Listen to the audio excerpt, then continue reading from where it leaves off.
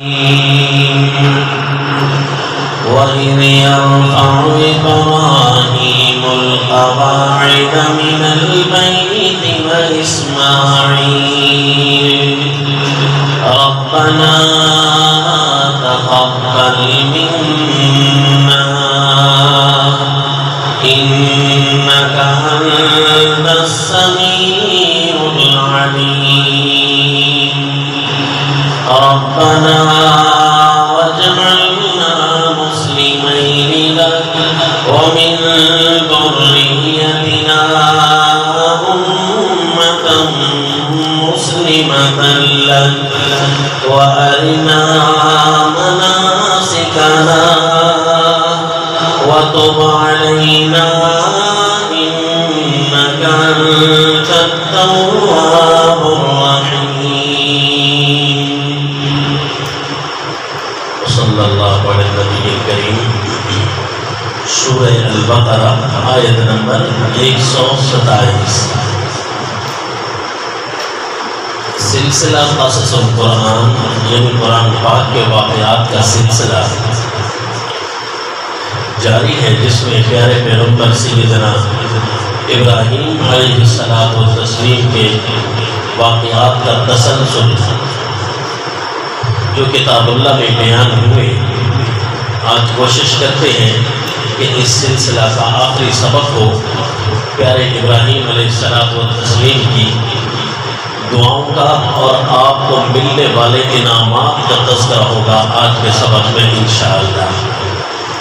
گزشتہ دروس میں ہم سن چکے کہ پیارے پیغمبر پر کتنے امتحانات آئے اللہ تعالیٰ کی توحید کی وجہ سے، اور پیارے پیغمبر ان امتحانات میں اس قدر کامیاب ہوئے کہ رب کریم نے اسپیشلی ان کی کامیابی کا تذکرہ فرمایا کہ میری آزمائشیں جتنی بڑھتی گئیں، میرے پیغمبر نے ثابت قدمی کا مظاہرہ کیا، فَأَتَمَّهُنَّ، جیسے حق تھا اسی طرح ان کو پورا کر دکھایا۔ تو پھر اللہ تعالیٰ نے جو ان پر انعامات کی بارش کی، پھر عجیب امتحانات تھے۔ سب سے پہلے رب کریم نے فرمایا انی جاعلک للناس اماما، اے میرے پیغمبر میں آپ کو سارے لوگوں کا امام بناتا ہوں۔ اور پیارے پیغمبر ابراہیم علیہ السلام و تسلیم کو یہ جو انعام ملا، اس انعام کے کتنے فوائد ہوں گے واللہ عالم، کتنے فوائد ہوں گے جنت میں جا کر پتہ چلے گا، اللہ ہم سب کو لے جائے کہ اس ڈگری کے کتنے فوائد ہیں جو پیارے پیغمبر کو عطا ہوئی ہے۔ ویسے رتبے ہر نبی کے اعلیٰ ہیں، پیارے پیغمبر سیدنا ابراہیم علیہ السلام و تسلیم کو یہ امامت للناس، اس کا جو سبق ملتا ہے، انعام ملتا ہے، اس کے کچھ نہ کچھ آثار اللہ نے ہمیں بھی دکھائے ہیں دنیا میں۔ پہلا اثر یہ دکھایا کہ ہم حج کرتے ہیں آپ کے طریقے کے پر، حالانکہ شریعت امام الانبیاء صلی اللہ علیہ وسلم کی ہے اور طریقت حضرت سیدنا ابراہیم علیہ السلام و تسلیم کی ہے۔ امامت للناس کا ایک منظر یہ بھی تھا کہ آپ کے گھر والی جب صفا مروہ کی ساج کر رہی تھی، آپ نے پچھلا واقعہ سنا کہ صفا پہاڑی پر چڑھ جاتی، پھر مروہ پہاڑی پر چڑھ جاتی، یوں بھاگتے ہوئے 7 چکر ان کو آئے۔ اللہ تعالیٰ نے آنے والی امت کے لیے یہ سبق لاگو کر دیا کہ حاجی کا حج پورا ہی تب ہوتا ہے کہ جب وہ صفا مروہ کی سائی کرتا ہے۔ تو آج کل صفا مروہ تو پہاڑی کا سلسلہ تو تقریباً ختم ہے، وہاں تعمیرات بڑھ چکی ہیں، لیکن وہاں جو ہے نشانات آج بھی برقرار ہیں۔ جس جگہ سے ڈھلوان بنتی ہے اور پھر دوسری پہاڑی پر اونچائی آتی ہے، تو اس ڈھلوان کے قریب اب جگہ تو بھر چکی ہے، اس جگہ پر سبز لائٹیں اور نشانیاں لگا دی گئی ہیں کہ ساج یہاں پر کرنی ہے، صفا فلاں جگہ سے شروع ہوتی ہے، مروہ فلاں جگہ پر ختم ہوتی ہے اور درمیان میں ساج کرنی ہے۔ وہ کہ اشارات موجود ہیں، پوری پہاڑی کا سلسلہ اب وہ نظر نہیں آتا، لیکن اللہ تعالیٰ نے آپ کی زوجہ محترمہ کی اس دوڑ اور ساج کو رہتے دم تک اللہ نے جاری کرا دیا۔ پیارے ابراہیم علیہ السلام و تسلیم کے بارے میں رمی کا تذکرہ آتا ہے۔ رمی کہتے ہیں مارنا شیطان کو پتھر، جس طرح حجاج اکرام عید کے دن یوم النحر کو قربانی وغیرہ سے فارغ ہو کر رمی جمار کرتے ہیں، پھر 11ویں کو پھر 12ویں کو رمی کرتے ہیں، شیطان کو ساتھ ساتھ کنکریاں مارتے ہیں۔ روایت میں آتا ہے کہ شیطان کی کوشش تھی کہ پیارے پیغمبر سیدنا ابراہیم علیہ السلام و تسلیم کو حیرت سے دیکھ رہا تھا کہ اللہ کے نام پر اپنے بیٹے کو ذبح کرنے کے لیے تیار ہو رہا ہے، میں اسے کیسے پھسلاؤں، کیسے وہم ڈالوں، کیسے وسوسے سے ڈالوں، پیغمبر ہے، اس کے قریب کوئی جا نہیں سکتا۔ پیارے پیغمبر سیدنا ابراہیم علیہ السلام و تسلیم کو واللہ اعلم پیارے اللہ نے کسی طرح سمجھا دیا، بتا دیا، تو پیارے پیغمبر سیدنا ابراہیم علیہ السلام و تسلیم نے کنکریاں ماری، وہاں رمی کی، تو اس رمی اور اس کنکری کو اللہ تعالیٰ نے حجاج اکرام کے لیے لاگو قرار دے دیا۔ یہ امامت للناس کا ایک درجہ اللہ تعالیٰ نے ہمیں بھی دکھایا، ایک منظر دکھایا۔ قربان جائیے پیارے ابراہیم علیہ السلام و تسلیم پر کہ ابھی انعامات کا سلسلہ تھما نہیں، بلکہ عجیب عجیب انعامات پیارے پیغمبر سیدنا ابراہیم علیہ السلام و تسلیم کو ملتے ہیں۔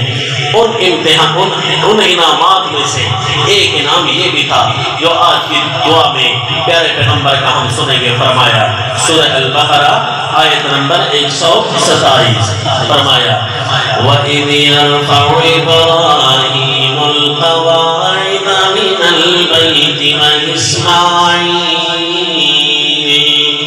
رَبَّنَا تَقَبَّلْ مِنَّا إِنَّكَ أَنْتَ السَّمِيعُ الْعَلِيمُ۔ جب پیارے پیغمبر حضرت ابراہیم و اسماعیل بیت اللہ کی بنیادیں کھڑی کر رہے تھے، یہ بھی ایک انعام تھا۔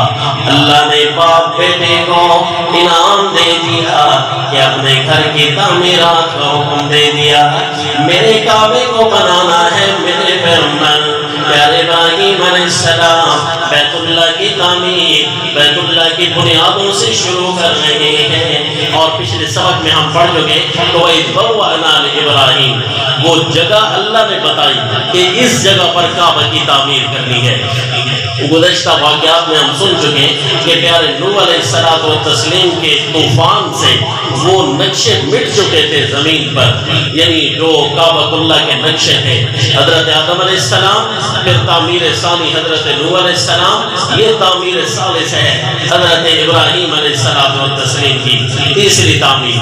وَإِذْ يَرْفَعُ إِبْرَاهِيمُ الْقَوَاعِدَ مِنَ الْبَيْتِ وَإِسْمَاعِيلُ، کیا عجیب منظر ہوگا، دو پیغمبر ہیں، اللہ کے گھر کے بانی ہیں، تعمیر کر رہے ہیں۔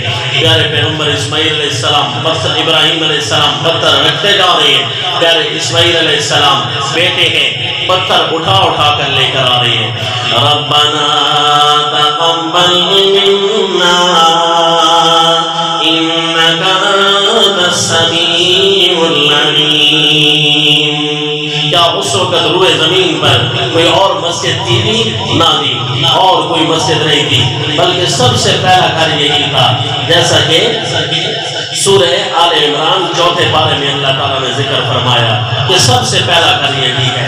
سورہ آل عمران آیت نمبر 96 میں فرمایا إِنَّ أَوَّلَ بَيْتٍ وُضِعَ لِلنَّاسِ لَلَّذِي بِبَكَّةَ مُبَارَكًا وَهُدًى لِلْعَالَمِينَ۔ سب سے پہلا گھر عبادت کے لیے جو بنایا گیا، لوگوں کے لیے جو رکھا گیا، وہ مکہ ہے۔ اس کو مکہ بھی پڑھتے ہیں، یعنی میم کو با سے بدل کر بے مکہ کا مبارکاں۔ اور یہ جو گھر بنا رہے تھے، اس گھر کا نام کیا تھا؟ فرمایا وَهُدًى لِلْعَالَمِينَ، یہ سارے جہان والوں کے لیے ہدایت کا مرکز ہے۔ اس جگہ کا نام ہم نے ہدی للعالمین رکھ دیا، یعنی ایک یونیورسٹی تعمیر کر رہے ہیں پیارے ابراہیم علیہ السلام لوگوں کی اصلاح کے لیے، اس کا نام ہوگا جی ہدی للعالمین، جس کو ہمارا بھی یہ جامعہ کہتے ہیں نا، یہ جامعہ بنا رہے ہیں جس کو ہدی للعالمین کا شرف حاصل ہوگا، اور دعا مانگ رہے ہیں اتنا بڑا کام کر کے، اے ہمارے رب ہم سے قبول کر لے، یعنی اللہ تعالیٰ مجبور کسی سے نہیں ہے۔ جب ہم اپنے رب سے دعا کرتے ہیں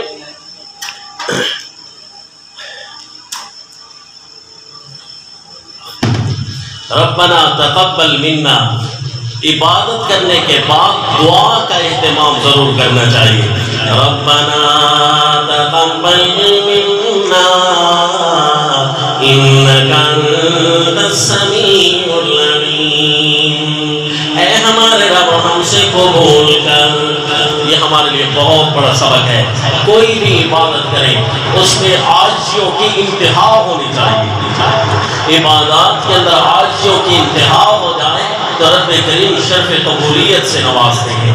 اب پیارے ابراہیم علیہ السلام کتنا بڑا گھر اللہ کا تعمیر کر رہے ہیں جس میں عالمین کے لیے ہدایت کا مرکز بننا تھا، اتنا بڑا گھر جس کی بنانے کی عبادت ہی کافی ہے، جس کو اللہ تعالیٰ توفیق دے دے، جسے اللہ یہ انعام نصیب کر دے، لیکن یہ انعام ملا تو دعا بھی ساتھ مانگ رہے ہیں۔ لہذا کوئی بھی عبادت کرے تو دعا ضرور کرے، اے میرے اللہ اسے شرف قبولیت سے مالا مال کر۔ ربنا تقبل منا انک انت السمیع العلیم، اے ہمارے رب قبول کر لے ہم سے، ہمارا عقیدہ یہ ہے تو ہی تو دعاؤں کے سننے والا ہے۔ انک انت السمیع، اے اللہ صرف تو ہی ہماری دعاؤں کو سننے والا ہے۔ العلیم، اے اللہ ہمارے حالات کو تو ہی جاننے والا ہے۔ اب کعبہ کی تعمیر کر لی۔ ربنا وجعلنا مسلمین لک ومن ذریتنا امة مسلمة لک، اے رب ہمارے ہمیں بنانا، ہم دونوں کو بنانا، یعنی مجھے اور میرے بیٹے کو اسپیشلی دعا مانگ رہے ہیں، ہم دونوں کو بنانا اپنا تابعدار۔ اے اللہ اپنی عبادت کے لیے ہمیں خاص کر دے، اپنی اطاعت کے لیے ہمیں خاص کر دے، ہمارا زندگی کا کوئی لمحہ ایسا نہ ہو جو تیری فرما برداری کے علاوہ گزرے۔ آپ بھی کہہ دیجئے آمین۔ اللہ ہمیں نصیب فرمائے۔ ربنا وجعلنا مسلمین لک، اے رب ہمارے ہم دونوں کو بنانا اپنا باب فرمان۔ کسی وقت تو بیٹھے بھی ہوں گے خاموش ہو کر، تھک کر، لیٹ بھی تو جائیں گے، نہ جی اس وقت بھی زبان پر حرکت جاری رہے ذکر اللہ کی۔ یہ ہے لیٹے لیٹے، بیٹھے بیٹھے، کھڑے کھڑے اللہ کا ذکر کم از کم ہوتا رہے گا، تابع فرمان ہوتے رہیں گے۔ ربنا وجعلنا مسلمین لک ومن ذریتنا امة مسلمة لک، اے رب ہمارے اولادوں میں سے بھی بنانا ایک گروہ کو اپنا تابع فرمان۔ ہو سکتا ہے دنیا میں بدلتے موسم میں، دنیا کی اتار چڑھاؤ میں کوئی فرما بردار بنے گا تو کوئی نافرمان۔ اے اللہ ہماری اولادوں کو فرما بردار بنا۔ اس سے ثابت ہوا اپنی اولاد کے لیے اسپیشل دعاؤں کا اہتمام کرنا چاہیے، کیونکہ جس سوچ سے بندہ اپنی اولاد کے لیے خود دعا کرتا ہے وہ فوز اور تو کسی کو مل نہیں سکتا۔ لہذا اس دعا کے بڑے فوائد ہوتے ہیں، بڑے ثمرات ہوتے ہیں۔ اور آپ کو نکتہ بھی بتا دوں، نوٹ کر لیجئے گا، ہمارے اساتذہ اکرام فرماتے ہیں والدین کے بعد سب سے پہلے جو دعا لگتی ہے وہ اپنی زوجہ کی لگتی ہے، بیوی کی دعا لگتی ہے۔ نکتہ ہے، نوٹ فرما لیجئے۔ ربنا وجعلنا مسلمین لک ومن ذریتنا امة مسلمة لک، اے رب ہمیں اور ہماری اولادوں کو اپنا تابعدار بنا کر رکھنا۔ یہ اتنی بڑی دعا ہے کہ اللہ تعالیٰ نے امت کو اسی چیز کا حکم دیا ہے کہ موت تمہاری اس عالم میں آئے کہ تم اللہ کے تابع فرمان ہو. ایسا نہ ہو کہ اس دن موت آئے کہ وہ دن تم نے نافرمانی میں گزارا ہو. یہ بھی دیکھ لیجیے سورہ آل عمران آیت نمبر 102 چوتھا پارہ سورہ آل عمران. یا ایھا الذین آمنوا اتقوا اللہ حق تقاتہ ولا تموتن الا وانتم مسلمون. اے ایمان والو اللہ سے ایسے ڈرنا جیسے اللہ سے ڈرنے کا حق ہے. جرأت نہ کرنا کبھی گناہ کر کے. ولا تموتن اور تم نہ مرنا مگر اس حال میں کہ وانتم مسلمون کہ تم ہو سارے تابع فرمان. یعنی موت تمہاری اس حالت میں آئے کہ تم تابع فرمان ہو. کیوں جی ہمیں پتہ ہے ہم نے کب مرنا ہے. اچھا یہ تو پتہ ہے نا کہ کسی گھڑی مر سکتے ہیں. اس کا تو پتہ ہے کہ کسی گھڑی بھی موت آ سکتی ہے. کوئی ایسی گھڑی ہمارے اوپر نہیں آتی جس پر ہمارے اوپر وارنٹی ہو کہ نہیں اس گھڑی میں تو آپ مرتے نہیں ہیں. نہ جی ہر کسی بھی گھڑی مر سکتے ہیں. تو ہر گھڑی اللہ کے تابع ہو کر گزرے, اللہ کے احکام کے تابع ہو کر گزرے. وہ وعدہ وہ دن جس دن میں نے اگلے 20 سال کے لیے پلان تیار کر رکھا ہے اپنے لیے, بڑی پلاننگ کر رہا ہوں کہ یہ کروں گا یہ کروں گا. ہو سکتا ہے وہی دن میرا آخری دن ہو جس دن جن گھڑیوں کو میں نے ایک فضول سمجھ کر گزار رہا تھا, حالانکہ موت کے فرشتوں کا سفر میری طرف شروع ہو چکا تھا. وہ میرے قریب آتے گئے اور میں کہہ رہا تھا کہ آج تو میں فارغ ہوں, آج تو میں فضول ہوں. رسول اللہ صلی اللہ علیہ وسلم نے فرمایا نہ یہ نہیں, اپنے اس فراغت کو فراغ کا قبل شغل اپنے فارغ رہ جانے کو اپنی مصروفیت سے پہلے غنیمت سمجھ لے. فارغ ہوں غنیمت ہے میرے لیے. اس گھڑی میں کسی نہ کسی عبادت میں گزار دوں, صدقہ کر دوں, نماز پڑھ لوں.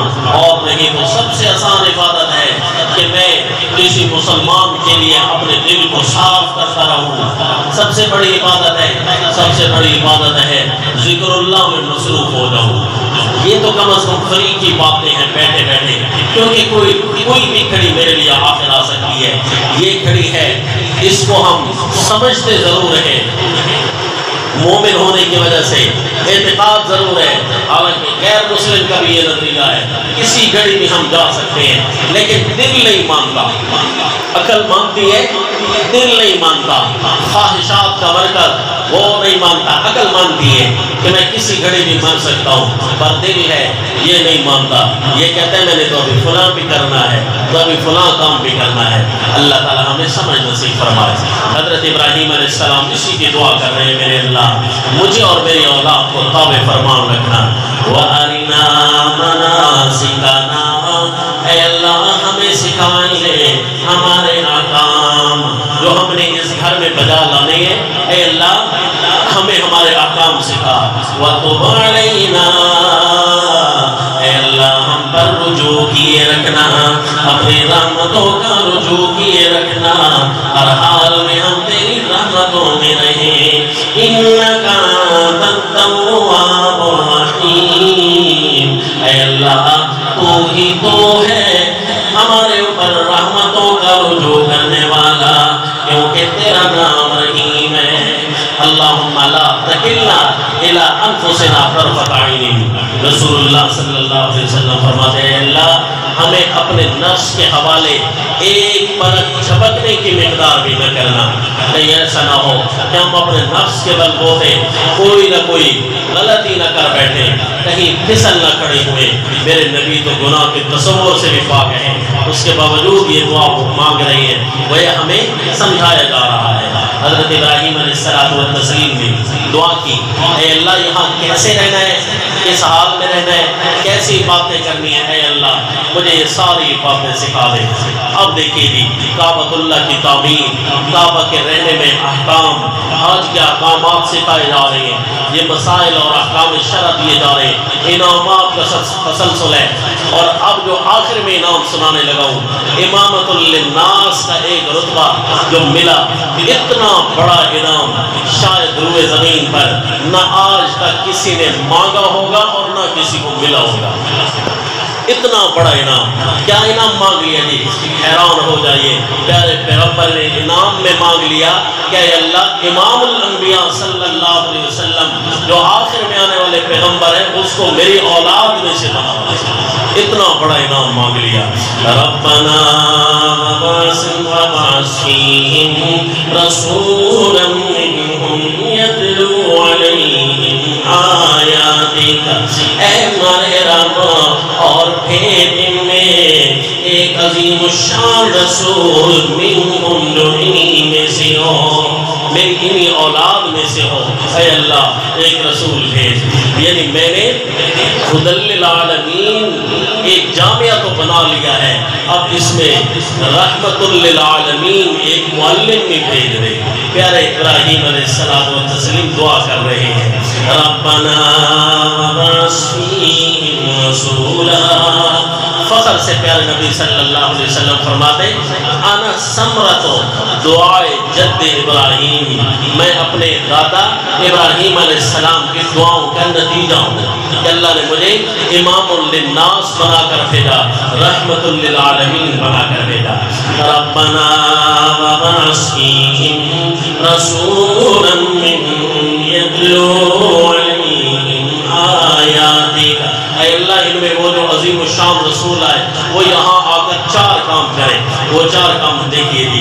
اس لیے نبی کی زندگی کی جو مصروفیات ہیں یا جو سنت طریقہ ہے اور آپ کی تبلیغ کا یا آپ کی تعلیم کا وہ چار کاموں میں بند ہوگا۔ فرمایا نمبر 1 یتلو علیہم آیاتک، اے اللہ ان پر تیری آیات پڑھ کر سنائے، تیری آیات تلاوت کرے۔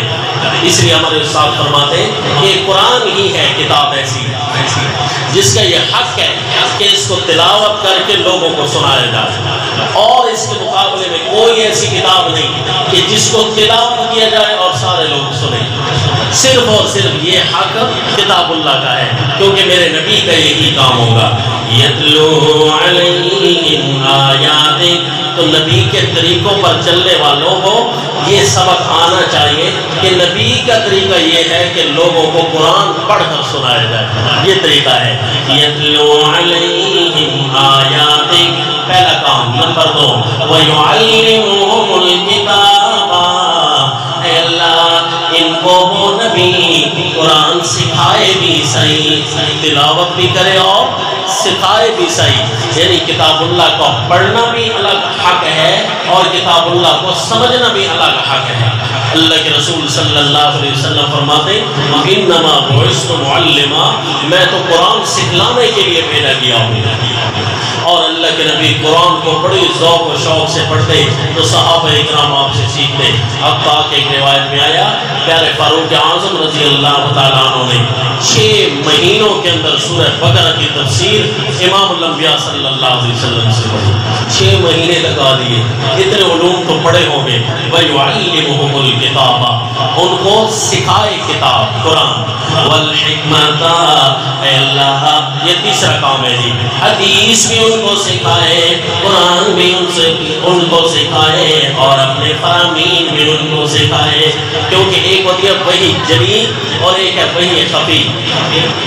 وحی جلی یہ ہے جس کو ہم قرآن کہتے ہیں، اور وحی خفی حدیث کو کہتے ہیں۔ آپ صلی اللہ علیہ وسلم پر دونوں قسم کے وحی نازل ہوئی، قرآن کی وحی بھی، حدیث کی وحی بھی ہوئی۔ پیارے نبی صلی اللہ علیہ وسلم کی زبان سے نکلنے والا دین میں ہر کام یہ وحی ہوا کرتا تھا۔ ما ينطق عن الهوى ان هو الا وحی یوحی، اللہ کے نبی اپنی خواہش سے کچھ بھی نہیں بولتے تھے، صرف وحی ہی سے بولا کرتے تھے۔ دینی بنیادوں پر کوئی بھی کام ہوتا، اللہ کے نبی کا زبان مبارک سے اپنا لفظ نہیں بلکہ وہ براہ راست وحی شدہ لفظ ہوتا ہے۔ جتنی بھی حدیث ہے ساری کی ساری وحی ہے۔ اس لیے فرمایا ہے اللہ جو نبی بھیج ان کو کتاب بھی سکھائے اور حکمت بھی سکھائے۔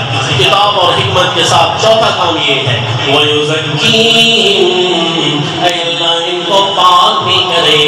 کتاب اللہ یا حدیث ایسے نہ پڑھے کہ وہ اگلا پاک بھی نہ ہو، پتہ بھی نہ چلے کسی کو کہ کیا بیان کر رہا ہے۔ نہ جنا اس انداز سے سمجھائیے اگلے کو کہ اس کا گند باہر نکل آئے۔ اگر شکوک و شبہات اس کے دل میں ہیں باہر نکل آئے۔ کیوں نہیں؟ شک میری زبان سے ختم نہیں ہو سکتا، کسی مرشد کی کتاب سے شک و شبہات ختم نہیں ہو سکتے۔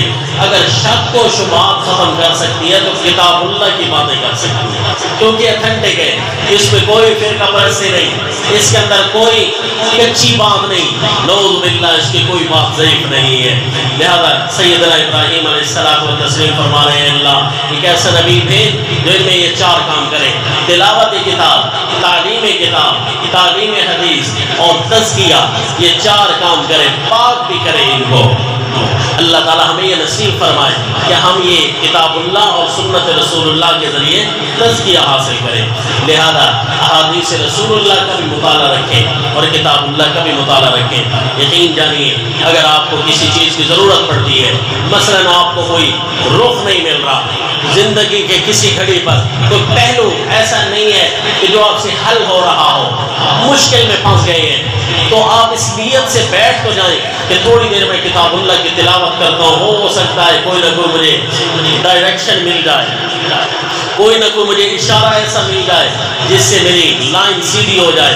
انشاءاللہ اگر اللہ آپ کو ترجمہ کی توفیق نصیب فرمائے، آپ پڑھیں گے کتاب اللہ کا کوئی نہ کوئی حصہ، اللہ تعالیٰ اس نیت سے ضرور کوئی نہ کوئی سبق سامنے کرا دیں گے، کیونکہ کتاب اللہ تزکیہ کرتی ہے۔ حدیث رسول اللہ کا مطالعہ رکھیں، پیارے رسول صلی اللہ علیہ وسلم کیسے چلتے، کیسے بولتے، کیسے سوتے، کیسے کھاتے، کیسے آپ کے دوست تھے، کیسی آپ کی محفلیں تھیں، کس طرح آپ کے صبح اور شام گزرتے تھے۔ تو انشاءاللہ یہ سنت رسول اللہ پر چلنے والے کبھی نقصان میں نہیں رہیں گے، خوشیوں والی اعلیٰ ترین زندگی میں رہیں گے۔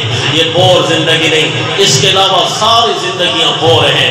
جتنی لش پش مل جائے، جتنے اس کو ٹیپ ٹاپ مل جائے، ہر جگہ کسی نہ کسی پہلو وہ بور ضرور ہو جائے گا، لیکن دین کا تابعدار آپ کہیں گے یہ ویسے جذبات میں شاید کہہ رہا ہے۔ آپ تجربہ کر لیں، مثال کے طور پر میں اپنے دوستوں کو کہتا رہتا ہوں، مثلاً ایک فیس بک ہے، موبائل ہے، یہ ایک شرارتوں والی چیز ہمارے سامنے، اللہ تعالیٰ ہمیں اس کی شر سے محفوظ رکھے۔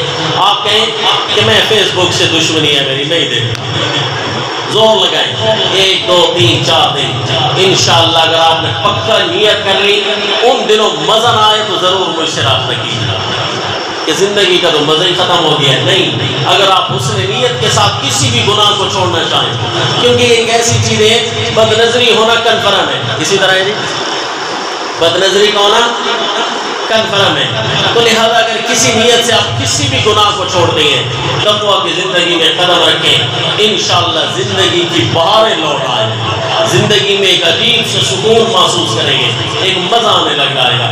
پیارے ابراہیم علیہ السلام و تسلیم نے جب یہ دعائیں مانگی، امام الانبیاء صلی اللہ علیہ وسلم کو اللہ تعالیٰ نے تحفہ میں بھیج دیا۔ رسول اللہ صلی اللہ علیہ وسلم پیدا ہوئے، پیارے ابراہیم علیہ السلام کے 2 بیٹے تھے، حضرت اسحاق علیہ السلام، حضرت اسماعیل علیہ السلام۔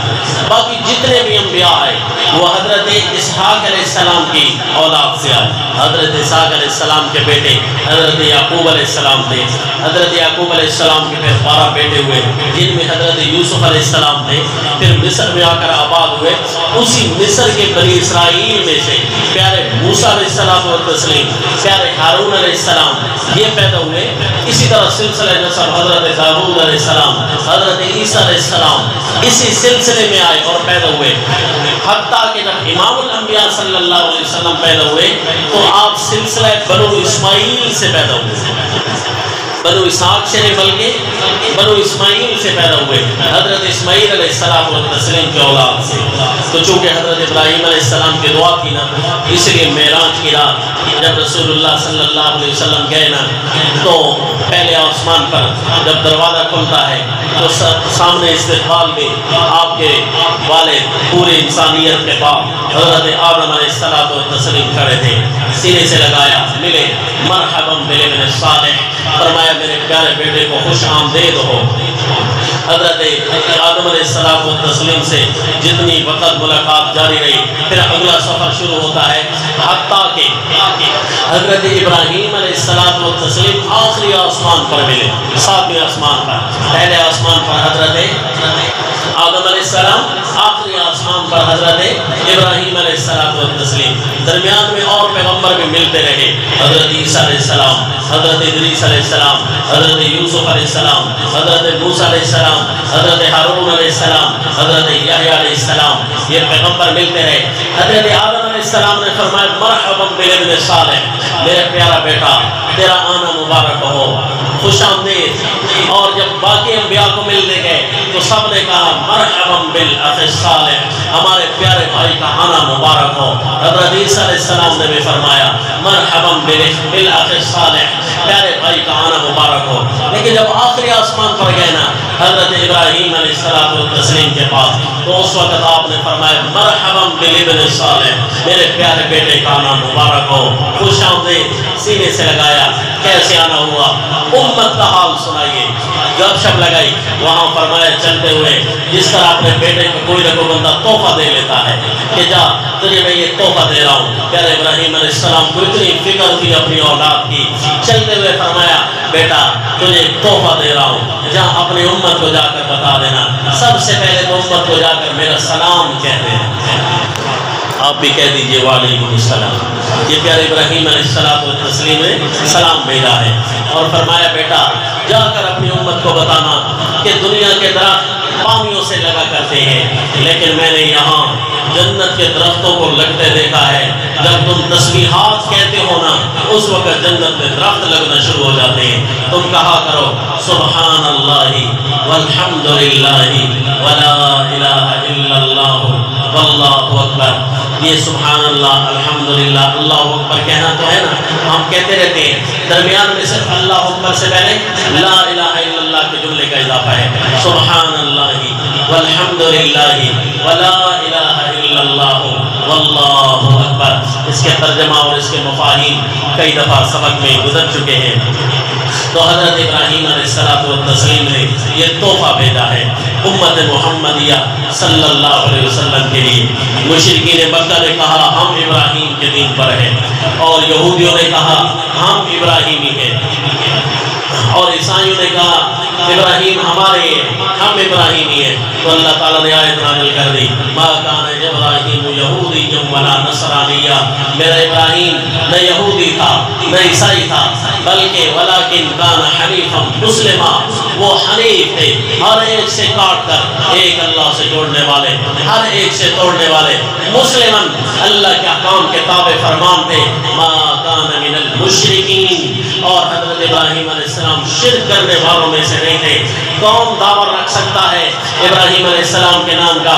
فرمایا ان اول الناس ابراہیم للذین اتبعوہ وہذا النبی، یہ نبی اور اس کے تابعدار ابراہیم علیہ السلام کے سچے تابعدار، اور یہ نبی امام الانبیاء صلی اللہ علیہ وسلم ہی نبی حضرت ابراہیم علیہ السلام کے ملت کا دعویٰ کر سکتے ہیں۔